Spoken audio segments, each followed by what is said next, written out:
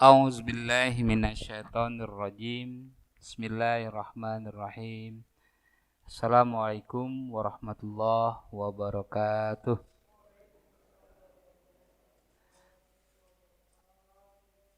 Alhamdulillahi rabbil alamin. Assalatu wassalamu ala asyrafil anbiya'i wal mursalin wa ala alihi wa sahbihi ajma'in. Sallallahu rabbuna ala nuril mubin Ahmadal Mustafa Sayyidil Mursalin wa ala alihi wa sahbihi ajma'in. Rabbi syrahli sadri wa yassirli amri wahlul 'uqdatam min lisani yafqahu qawli. Rabbi zidni ilma warzuqni fahma, amin ya rabbal alamin. Qala Allah ta'ala laqad kana fi rasulillahi uswatun hasanah. Bapak-bapak, ibu-ibu yang dimuliakan Allah, jamaah pengajian Masjid Al-Furqan yang dimuliakan Allah, syukur alhamdulillah pada hari ini kita bisa berkumpul dalam mengkaji ayat-ayat Allah. Mudah-mudahan kita selalu diberikan petunjuk dan inayahnya daripada Allah Subhanahu wa taala. Amin ya rabbal alamin. Selawat beriring salam marilah kita haturkan kepada para nabi, wabil khusus Nabi Muhammad sallallahu alaihi wasallam. Allahumma shalli ala Muhammad wa ala ali Muhammad. Ibu-ibu, bapak-bapak yang dimuliakan Allah, pada kesempatan pagi hari ini kita akan membahas bahwa di dalam diri atau dalam diri para nabi itu ada contoh-contoh yang baik untuk kehidupan kita. Allah berfirman di surah Al-Baqarah ayat 136. A'udzubillahi minasyaitonirrajim. Bismillahirrahmanirrahim. Qulu amanna billahi wa ma unzila alaina wa ma unzila ila Ibrahim wa Ismail wal Ishaq wa Ya'qub wal asbati wa ma uti Musa wa Isa wa ma utiyan nabiyuna min rabbihim la nufarriqu baina ahadin minhum wa nahnu lahu muslimun. Yang artinya, katakanlah hai orang-orang yang beriman, atau hai orang-orang mukmin, kami beriman kepada Allah dan apa yang diturunkan kepada kami dan apa yang diturunkan kepada Ibrahim, Ismail, Ishak, Yakub dan anak cucunya, dan apa yang diberikan kepada Musa dan Isa, serta apa yang diberikan kepada nabi-nabi dari Tuhannya. Kami tidak membeda-bedakan seorang pun di antara mereka, dan kami hanya tunduk patuh kepadanya. Jadi Allah memberikan ayat ini kepada Nabi terakhir, bahwa kabarkan kepada orang-orang mukmin bahwa mengapa kita beriman kepada para nabi. Makanya ayat ini turun untuk disampaikan. Jadi kalau kita kembali meneladani akhlak Rasulullah, jadi kalau nabi cuma sudah ditentukan dan ditutup oleh Allah dengan 25 nabi, sedangkan utusannya tetap berjalan. Nah, yang kita mau teladani dari nabi yang mana? Contoh, kita ambil dari kisah Nabi Nuh, Nabi Lut. Kalau Nabi Nuh dan Nabi Lut ini orang yang diuji keimanannya. Kenapa? Karena istri dan anaknya itu kafir terhadap ajaran Allah yang diajarkan oleh Nabi.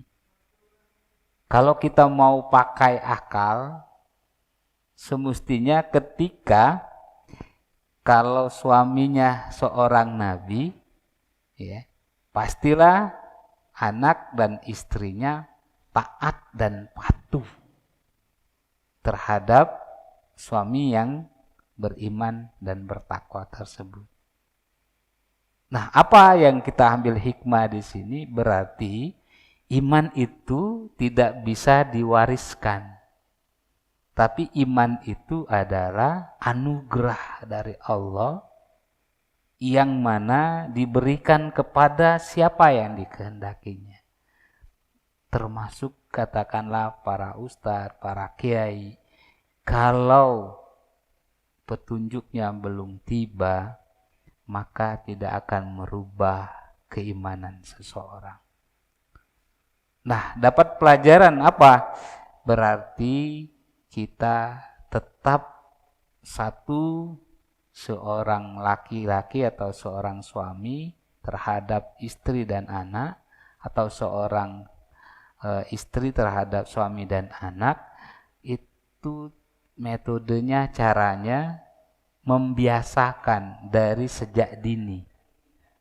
Biasaan yang baik, lalu diajarkan sehingga menjadi teladan. Ya, jadi dari biasa kita ajarkan pengetahuan, lalu menjadi teladan. Nah, tapi tetap Ustadz, namanya keimanan tadi bahwa petunjuk tidak serta-merta, yaitu cara kita mendidik keluarga kita tentang keimanan. Nah, ini yang harus kita ambil, berarti kita harus tetap istiqomah dalam keimanan. Makanya laqad kana fi Rasulillahi uswatun hasanah, dalam dirinya. Tapi kebanyakan yang dicontoh yang di luarnya. Pertama, kalau kita bicara ini berarti yang dicontoh pada diri Rasulullah itu adalah tentang akidah atau keyakinan. Makanya ditanamkan yang pertama adalah akidah di diri, di keluarga, ya, di anak, mantu, ya, keluarga kita, itu yang harus ditanamkan. Tapi ada juga contoh bukan seorang nabi, tapi dia menjadi percontohan istri orang-orang yang beriman. Itu namanya Firaun. Nah, kita buka ayatnya biar agak lebih enak. Ini soal keimanan masalahnya.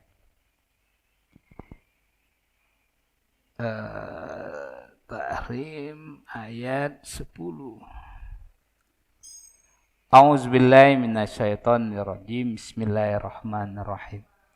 Daraballahu mathalal ladzina kafaru imra'ata Nuh wa imra'ata Lut kanata tahta 'abdain min ibadina salihain fakhanatahuma falam yughniya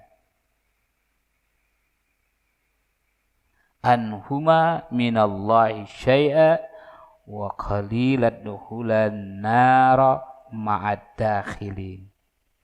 Allah memberi perumpamaan, memberi contoh istri Nuh dan istri Lut, perumpamaan bagi orang-orang kafir. Nah, jadi istri Nuh, istri Lut itu dijadikan contoh istri yang tidak beriman. Kenapa, Bu? Tidak beriman, padahal dia di bawah pengawasan Nabi. Ya kan? Lut dan Nuh. Lalu kedua istri itu berkhianat kepada kedua suaminya, Lut dan Nuh tadi. Maka kedua suami itu tiada dapat membantu mereka sedikit pun. Akhirnya apa? Nggak bisa seorang suami menyelamatkan istrinya yang kafir, walaupun statusnya adalah seorang nabi. Kenapa? Karena iman tidak bisa wariskan, tapi iman itu ditumbuhkan di dalam diri masing-masing.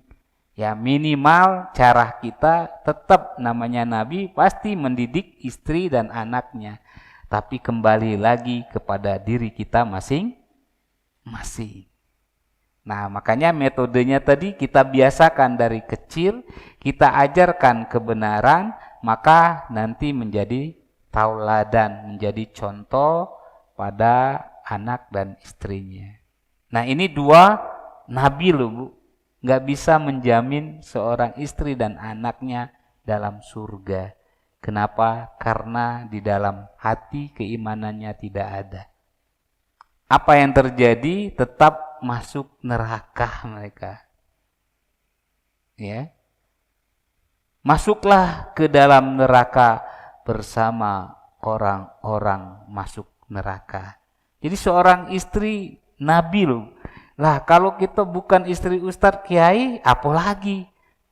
Tapi sebaliknya, enggak ustadz mak kiai, kalau istri dan anaknya, suaminya baik, ya tetap insya Allah dijamin surganya.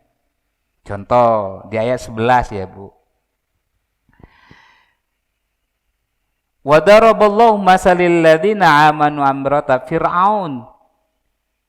Istrinya Firaun, ya Bu, terkenal kalau Firaun itu sudah membangkang, bejat, ya Bu, diktator, mau menang sendiri, semua anak-anak perempuan, anak-anak laki-laki harus dibunuh.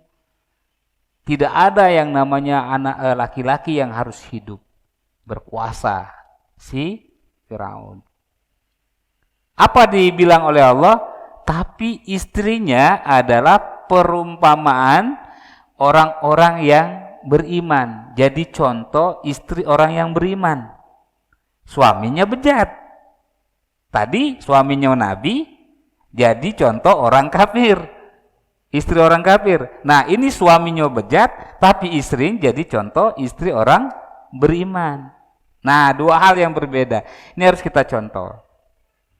Ya Tuhanku, nah, apa yang ditanamkan di dalam diri si istri Firaun ini tadi yang bejat, tapi istrinya soleha, ya, dia bermohon kepada Allah selama dalam hidup dia, dalam kepungan orang-orang yang zolim, orang-orang yang khianat, orang-orang yang zolim terhadap ajaran-ajaran Allah, dia berdoa, ya Tuhanku, Rabbi li indaka baitan. Ya Allah, ya Rabbku, bangunkan untukku sebuah rumah di sisimu. Nah, jadi kalau kita mau bilang bangunan itu artinya masjid yang di dalam dirinya adalah tunduk patuhnya terhadap Tuhan, terhadap Allah Subhanahu wa taala, yang harus ditanamkan ke dalam diri kita masing-masing. Tapi kalau bangunan yang fisik ini tidak juga menjamin. Karena kalau kita tidak menjalankan, kita bangun misalnya, tapi tidak kita isi kegiatan yang baik, yang soleh dan soleha, itu tidak akan berdampak. Walaupun uang kita banyak, harta kita melimpah, kedudukan kita hebat, tapi tidak bermanfaat bagi dirinya dan orang lain. Nah ini istrinya Firaun ini, dia nggak bisa ngapa-ngapain Bu, karena suaminya bejat, otomatis bawahannya pun zolim, Gimana caranya ya Allah? Aku ini terkungkung, tapi aku tetap ya Allah mengabdikan diriku karenamu. Nah, turun ayat itu inna sholati wa nusuki wa mahyaya wa mamati lillah rabbil alamin. Jadi ini sehebatnya seorang istri yang dibawa katakan pengawasan bersuami yang bejat, tapi tetap dia keimanannya kepada Allah. Dan selamatkanlah aku dari Firaun dan perbuatannya, dan selamatkanlah aku dari kaum zalimin. Jadi 3 doanya coba Bu, selama hidupnya istri Firaun ini. Jadi keimanannya yang kita contoh, si istri Firaun itu satu, dia dalam pengawasan orang yang bejat, tapi dia tidak merubah keimanannya. Semestinya kalau dia takut, maka secepat kilat dia mengganti keimanannya untuk berpindah melepaskan keyakinannya kepada Allah Subhanahu wa Ta'ala. Nah, inilah syahadat namanya. Namanya perjanjian antara diri seseorang hamba kepada Allah. Jadi asyhadu alla ilaha illallah. Lalu apa? Wa asyhadu anna Muhammadar Rasulullah. Dia keluarkan bahwa sebagai suri tauladannya adalah para nabi. Wabil khusus Nabi Muhammad Sallallahu Alaihi Wasallam. Jadi etika atau akhlaknya yang mulia. Nah, akhlak yang mulia inilah yang dicontohkan salah satu dari istri yang di bawah naungan orang yang bejat, tapi tetap beriman dan bertakwa. Kita lanjutkan lagi. Ada namanya Ibrahim. Dia punya bapak ahli pahat patung. Katakanlah kalau kita kenal adalah orang yang musyrik pada zamannya Ibrahim. Namanya Azar. Semestinya kalau diwariskan, harus anaknya Ibrahim ini ikut bapaknya. Gawe bapaknya seperti itu. Tetapi iman tadi bahwa tidak bisa diwariskan. Dia diketemukan dengan orang-orang yang soleh. Akhirnya Pak, Nabi Ibrahim mendidik anaknya dengan cara yang baik, meneladani. Ketika dia mau meninggal sampai dia ngomong, jangan sampai kamu mati dalam keadaan bukan Islam. Iya kan? Itu pesannya Ibrahim. Apa yang terjadi Bu? Anak, istri, anaknya dua-dua jadi nabi. Siapa Bu nama anaknya? Nah, Ishak dan Ismail. Ishaknya di mana? Palestina. Ismailnya di mana? Nah, di Mekah. Itulah dua perjuangan, dua kiblatain itu. Jadi dua-duanya punya anak yang baik. Apa jadi contoh kita? Maka seorang nabi yang terakhir mencontoh para nabi. Oh, berarti keimanan para pendahulu saya ini mendidiknya terus suri tauladannya berbeda-beda. Bagaimana saya jadikan satu, dikombinasikan. Nah, itulah suri tauladan Rasulullah SAW. Dia ambil sistemnya yang akidahnya adalah orang yang para nabi yang dicontohnya salah satunya Ibrahim. Maka perbuatan yang dilakukannya, keimanannya adalah menyembah Allah, diwujudkan di dalam tahiyatul akhir. Kama shallaita ala Ibrahim wa ala, berkahnya dia mempunyai dua anak, dua tempat yang dijadikan tempat yang suci, yaitu Baitul Maqdis dan Baitul Ka'bah. Itu namanya kama barok ta'ala Ibrahim wa ala ali Ibrahim. Berikanlah tempat yang berkah. 2, anak yang menjadi soleh. Ya. Jadi ini yang dicontoh oleh Nabi. Akhirnya Nabi terapkan. Apa kelebihan Rasulullah SAW?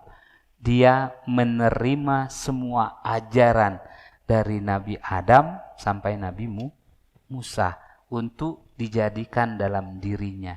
Maka dirinya adalah utuh sempurna.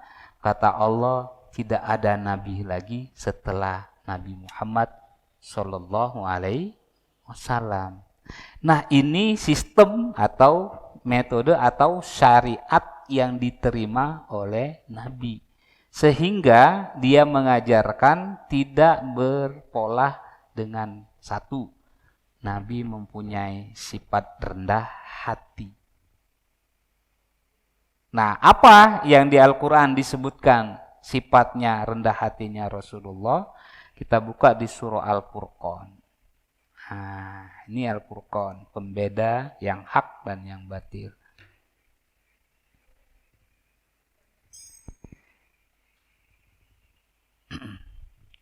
A'udzubillahi minasyaitonirrajim. Bismillahirrahmanirrahim.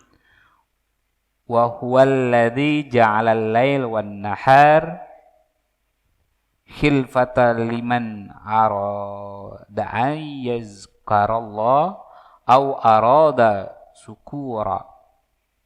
Dan dia pula yang menjadikan malam dan siang berganti bagi orang-orang yang ingin mengambil pelajaran atau orang-orang yang bersyukur.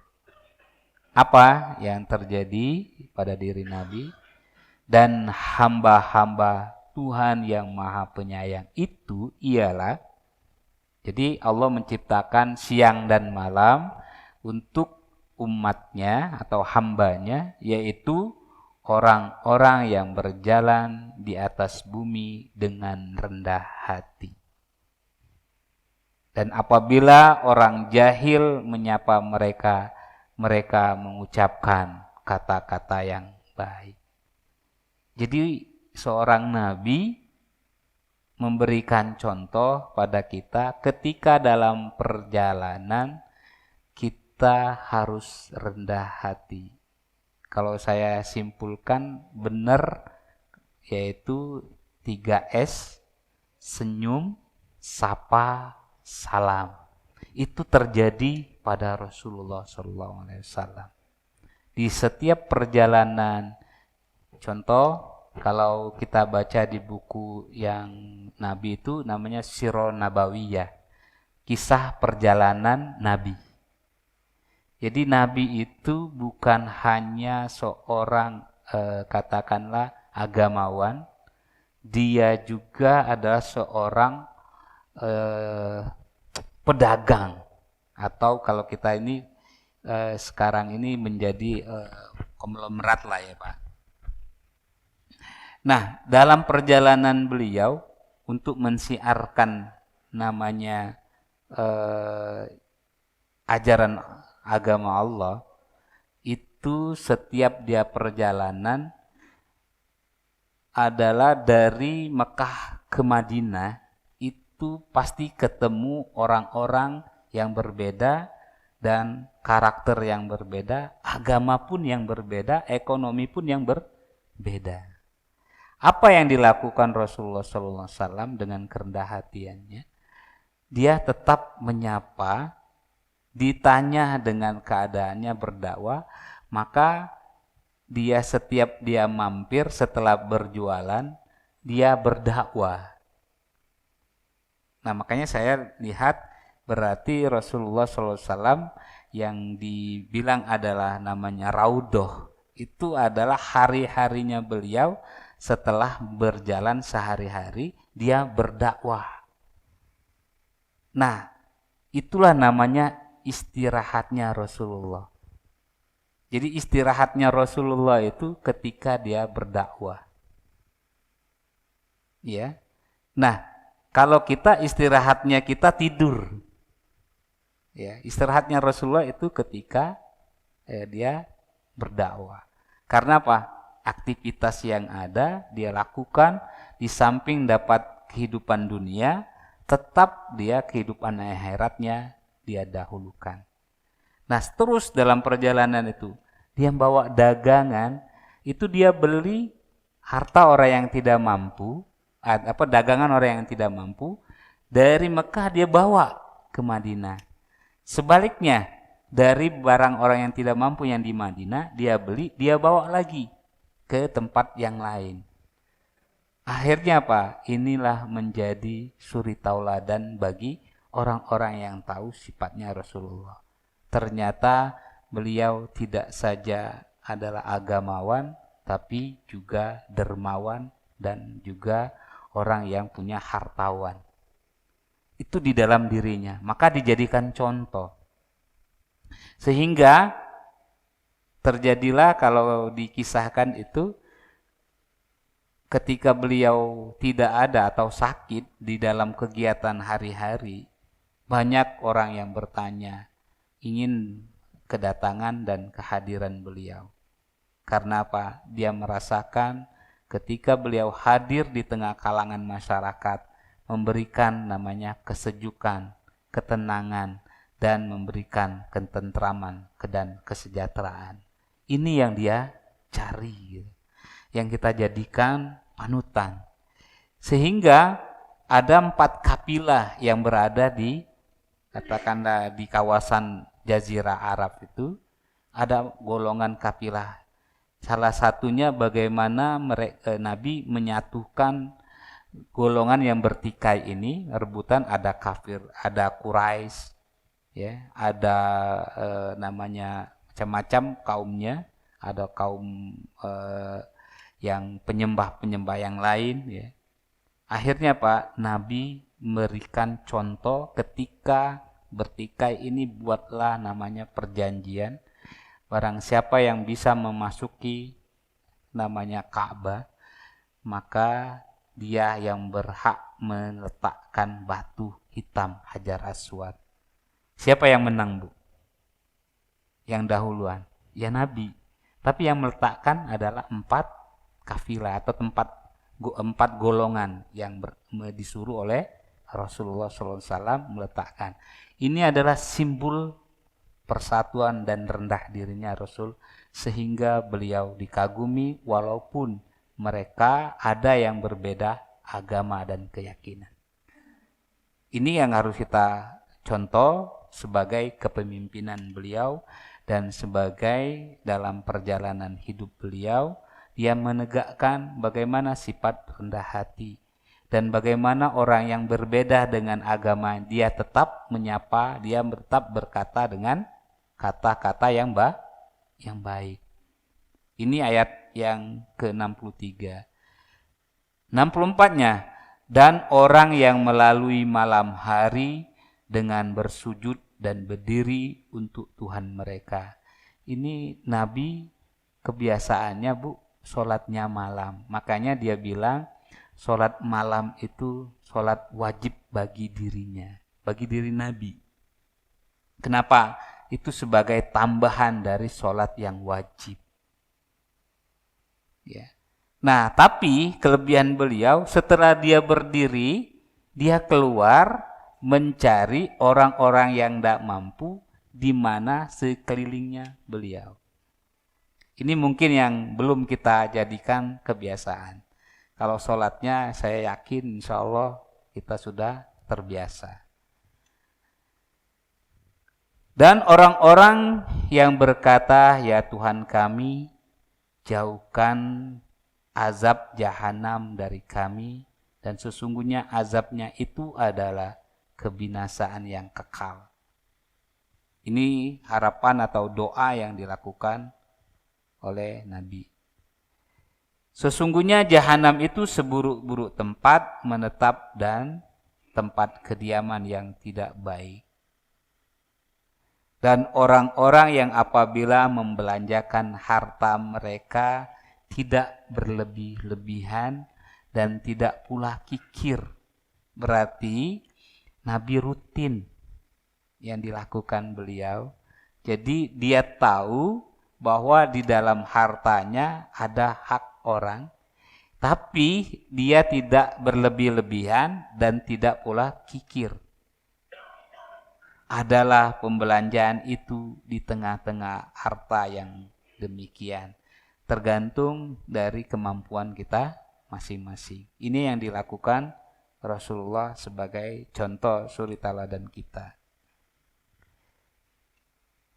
Dan orang-orang yang tidak menyembah Tuhan yang lain berserta Allah. Gimana ini? Namanya perbuatan syirik. Kalau sekarang syiriknya tidak nyata. Tersembunyi, tapi wujudnya nyata. Ya.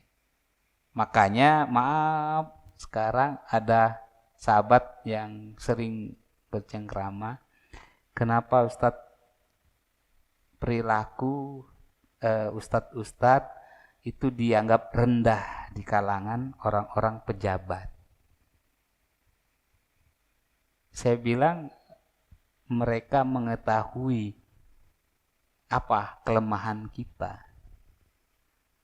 Karena apa? Karena ketujuan kita mendekatkan diri kepada mereka adalah bagaimana biar mereka selalu memberi amplop kepada kita. Tujuannya salah, saya bilang. Karena apa? Semestinya mereka itu bukan kita yang minta, tapi mereka itu rasa syukur yang kita berikan, solusi yang baik yang kita berikan kepada mereka, dan mereka merasa terayomi dan memberikan solusi dalam hidup mereka. Sehingga Islam atau orang-orang yang agama ini kedudukannya lebih tinggi. Nah sekarang akhirnya apa? Jabatanlah, hartalah yang menjadi kekuasaan yang tertinggi. Akhirnya orang-orang yang ilmuwan tidak jadi patokan lagi. Makanya kalau yang zaman sebelumnya, katakanlah para kiai-kiai yang lama itu dihormatin sekali. Karena apa? Dengan keilmuan dan kebijaksanaannya. Sehingga dia jadi panutan. Nah sekarang kita terbalik, saya bilang. Yuk kita sama-sama tingkatkan diri kita masing-masing dengan kita memberikan solusi untuk mereka yang membutuhkan asupan atau memberikan vitamin-vitamin agama yang baik, akhlak yang baik. Sehingga orang-orang yang di konglomerat, orang-orang pejabat itu tidak memandang bahwa kiai ustadz itu adalah mata duitan. Ini yang harus kita pikirkan, gitu loh. Ini yang harus kita lakukan. Kenapa? Karena kita tidak jadi pedoman lagi. Agama bukan jadi tonggak yang pertama atau tempat yang mulia. Akhirnya agama adalah rutinitas. Jangan, saya bilang. Yuk kita sama-sama tingkatkan keimanan kita. Yang selanjutnya, tidak membunuh jiwa yang diharamkan. Sekarang kira-kira banyak anak yang membunuh orang tuanya. Kenapa, Bu? Karena satu, keimanan orang tuanya untuk ke anaknya itu yang belum berjalan baik. Ya. Saya yakin kalau ibu bapak sejahat-jahat anak tetap anak. Tapi sekarang ibu, sebaik-baiknya anak kita anggap masih ada melakukan kesalahan dengan orang tua. Apalagi kalau anak yang sudah jahat akhirnya sudah berperilaku bejat. Dia bisa membunuh orang tuanya. Ini yang ditakutin sekarang. Makanya yuk kita ajak anak-anak kita didik anak-anak kita. Makanya Rasulullah SAW harus dicontohkan kepada anak-anak itu. Nah, contoh yang baik itu harus kita ajarkan kepada anak-anak kita. Oleh karena itu jangan sampai terjadi gitu. Kecuali dengan alasan yang benar. tidak berzina. Ini sudah banyak, Ibu. Kalau kita melihat apalagi kelakuan yang sekarang, anak-anak itu senang yang mana? Dia seolah-olah, maaf nih, dia pakai jilbabnya tetap, Bu. Tapi waktu dia berjalan di luar pengawasan kita, ketemu dengan orang-orang yang di luar atau dengan kelompoknya, ini berubah. Kenapa? Karena kita baru nanamkan di luarnya, tidak menanamkan di batinnya.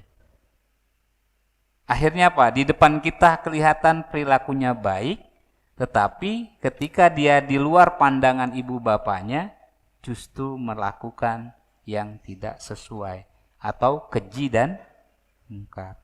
Nah, ini bebannya seorang ibu dan bapak. Makanya mendapatkan anak itu adalah amanah.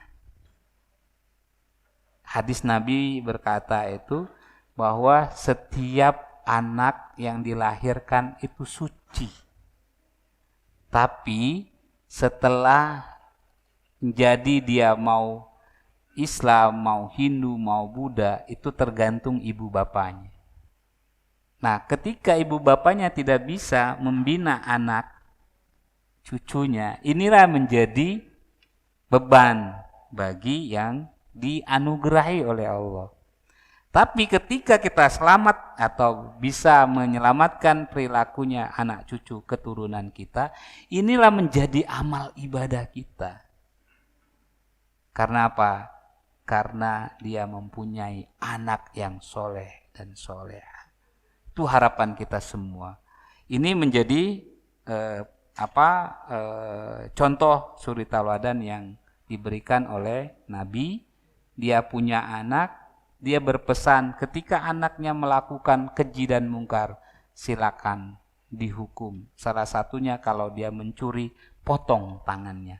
Itu adalah memberikan bahwa Nabi itu tidak diktator, bahwa Nabi itu orang yang rendah diri untuk kemajuan kemajuan anak cucunya sendiri atau rendah hati. Makanya di Quran dijelaskan di surah 4 ayat 9. Wal yakhsal ladzina law tarak min khalfihim dzurriyyatan di'afa khafu 'alaihim falyattaqullaha wal yaqulu qaulan sadida. Hendaklah kamu takut kepada Allah, apa? Yaitu jangan sampai kita meninggalkan generasi anak cucu kita, generasi yang lemah imannya dan generasi yang lemah fisiknya. Apa yang harus kita lakukan kepada mereka? Fal yattaqullah, ajaklah mereka bertakwa. Kemarin atau di ayat yang Ali Imran itu sudah dijelaskan. Ayo kita ajarkan, tanamkan ke anak-anak. Mari kita cepat-cepat ajarkan namanya bagaimana ketika kita salah, cepat-cepat namanya bersegera mohon ampun. Ajarkan juga anak-anak berbuat baik untuk berbagi. Ajarkan juga anak-anak jangan cepat-cepat marah. Ajarkan ke anak-anak cucu kita menahan amarah. Ajarkan ke anak cucu kita adalah saling berbuat kebaikan. Itu yang harus kita tanamkan. Insya Allah, kata Allah, bekalnya ini akan menjadi kunci kesuksesan atau keselamatan dunia dan akhirat. Hendaklah mereka mengucapkan perkataan yang benar. Tidak lain, tidak bukan kecuali Al-Quran dan As-Sunnahnya. Maka kenapa kita mulai dari namanya TPQ, Taman Pendidikan Al-Quran. Kita ajarin untuk bekal mereka sendiri. Tapi Ustadz kalau melihat dari contoh yang tadi, Nabi, yaitu tadi, itu kembali kepada keimanannya masing-masing. istrinya kafir, istrinya Nuh, istrinya Lut. Ya, itu adalah kembali lagi hidayah yang harus diterima pada individu atau diri seseorang. Tapi kita sebagai orang tua tetap mendidik mereka, pertama membiasakan, yang kedua mengajarkan, nanti yang ketiganya menjadi teladan. Nah, tentunya kembali kepada diri kita masing-masing. Mudah-mudahan ini adalah yang harus kita lakukan untuk diri kita, keluarga kita, masyarakat, dan bangsa kita. Selanjutnya, Rasulullah juga memberikan bagaimana cara beliau adalah mengajarkan kepada umat yang toleran. Artinya tidak memberikan suatu paksaan terhadap yang lain. Nah, sifatnya Rasulullah adalah orang yang memberikan asupan atau memberikan pencerahan, tidak memaksa, tapi dia membuka hati. Ini namanya qalbun salim, adalah membuka keimanan kita di dalam diri kita masing-masing. Karena selama ini yang kita terima, yang kita ajarkan, khususnya saya yang masih katakanlah yang muda, ini banyak menerima materi-materi itu dari yang dipandang oleh mata. Tapi tidak diajarkan bagaimana keimanan yang mendalam. Akhirnya apa? Kebingungan yang terjadi. Kita contohkan di ayatnya di surah ketiga 110.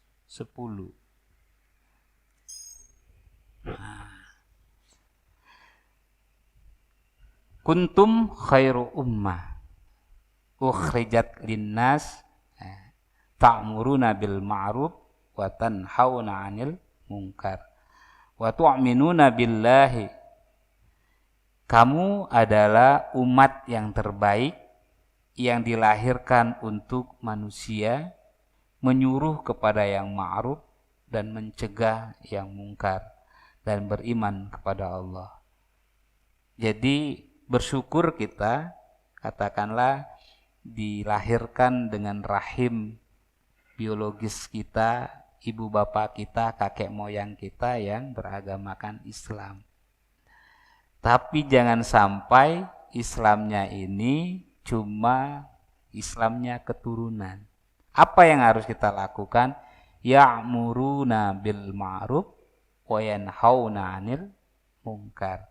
Yaitu menyuruh, mengajak, mencontohkan melalui perilaku yang mencegah, bukan yang sudah terjangkit penyakit. Sebelum terjadi, ya, kita sudah wanti-wanti. Itulah namanya mencegah. Yang mungkar dan yang keji itu harus dihindari. Dan juga kita beriman kepada Allah. Berarti ini sifat yang di dalam diri kita harus kita benari. Baru bisa menjadi contoh yang di luar. Jadi Nabi sendiri sudah mencontohkan dirinya dimulai dari dirinya sendiri. Melalui keluarganya, melalui sahabatnya, melalui kerabatnya. Itu cara Nabi berdakwah. Oleh karena itu, kalau kita melakukan seperti ini, kata Allah, sekiranya ahli kitab beriman, tentulah lebih baik bagi mereka. Berarti himbauan, kalau sekiranya, seandainya, gitu kan, ahli kitab itu beriman, berarti ada orang yang dilahirkan dalam rahim yang Islam, beragama Islam, tapi dia tidak meyakini kitabnya sendiri. Dalam arti ya tadi, minimal mereka tidak membaca, tidak mempelajari, justru tidak apalagi mau memahami. Nah, disangsikan untuk melaksanakan apa yang diperintahkan Allah. tentulah itu lebih baik bagi mereka. Kalau seandainya kita lakukan itu, insya Allah kita menjadi baik. Di antara mereka ada yang beriman, dan kebanyakan mereka adalah orang-orang yang fasik. Nah, artinya agamanya bisa saja Islam, tapi perilakunya masih dipertanyakan. Kalau kita bicara non-Islam ya beda lagi. Ya. Berarti orang yang ahli kitab saja jangan-jangan dibelokin oleh Allah. Apalagi kita yang tidak memahami ayat-ayatnya Allah. Tapi kita merasa ini sudah baik. Akhirnya apa, Bu? Kalau ini kita menyangka lebih baik, maka nanti sia-sia hidup kita. Karena hidup dalam prasangka. Contoh, di surah ke-18, 103 dan selanjutnya. Kul hal nu'abbi'ukum bil ahsarina amala. Katakanlah, apakah akan ku beritahukan kepadamu tentang orang-orang yang paling merugi perbuatannya. Apa itu? Kata Allah, yaitu orang-orang yang telah sia-sia perbuatannya dalam kehidupan dunianya. Sedang mereka menyangka bahwa mereka sudah berbuat sebaik-baiknya. Baru menyangka berarti, Bu. Apa yang terjadi? Mereka itu orang-orang yang telah kufur terhadap ayat-ayat Tuhan, ayat-ayat Allah, dan kufur terhadap perjumpaan dengannya, maka hapuslah amalan-amalan mereka, dan kami tidak mengadakan suatu penilaian bagi amal mereka pada hari kiamat. Ketika kita melakukan ini dua hal, Bu, prasangkaan kita. Jadi seluruh amal ibadah yang pernah kita anggap kita berbuat baik, dihapusin oleh Allah. Yang kedua apa, Bu? Bahwa Allah tidak pernah ngasih nilai atau ngasih pahala dari perbuatan yang kamu sangkakan tadi. Karena kamu merasa benar, kamu mengikuti aturan Allah, ternyata menyimpang apa yang dilakukan. Bukan mengikuti yang diperintahkan ayat-ayat Allah. Karena apa? Karena kita tidak pernah membaca, mempelajarinya, dan memahami maksud dan tujuan dari ayat tersebut. Karena kita cuma mendengar, uji wong, kata wong, nah itu. Akhirnya apa? Kebiasaan saja. Maaf, misal kita pengen jadi kaya. Akhirnya mungkin tetangga atau sahabat atau keluarga atau anak, dia bilang kalau kita mau laris, ada tempatnya. Secara berpikir kita benar, tidak ada nyalain. Mintalah namanya doa, ya kan gitu. Mintalah rajian, ramuan. Ya. Akhirnya datang ke seseorang yang tadi bilang sudah terbukti. Akhirnya dikasih apa, Bu? Macam-macam. Bisa jadi bacaan, bisa jadi jimat, bisa juga barang. Akhirnya apa, Bu? Ketergantungan dengan barang itu yang dikasih tadi, bukan yakin keadanya Allah itu sendiri. Nah, seolah-olah itu benar. Ya kan? Kata Allah, kamu mendua. Di sisi lain kamu yakin itu iya, tapi apa yang kamu yakini itu bukan yang saya benarkan, kata Allah. Inilah prasangka kita. Apa yang yang terjadi? Amalan kita yang dahulu dimakan dari kesalahan kita atau hilang amal kita.